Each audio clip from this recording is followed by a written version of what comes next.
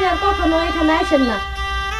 আপনি যদি এখানে আসেন, মানুষ যদি দেখে, তখন আমি যে বাড়িতে চাকরি করি তারা আমার নানান কথা কয়।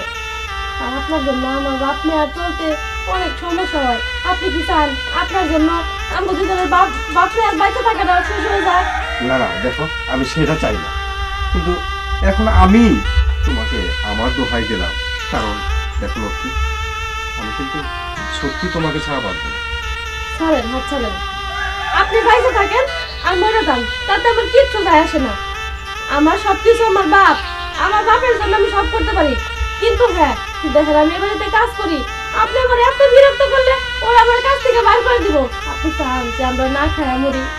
সেটা আমি চাই না লক্ষ্মী, আমার কথা শোনো। আপনার কোনো কথা আমি শুনতে চাই না।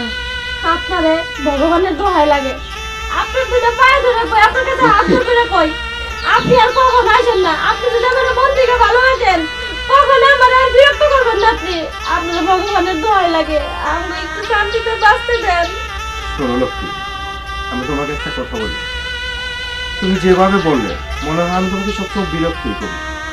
ঠিক আছে, তুমি যখন বললে আমি চলে যাচ্ছি, তবে হ্যাঁ, লাস্টে একটা কথা বলে দেবো, আমি কিন্তু আবার আসবো, শুধু তোমার জন্য আসবো, শুধু তোমার টানে ফিরে আসবো, আর কারো জন্য না। মনে থাকবে? Good bye.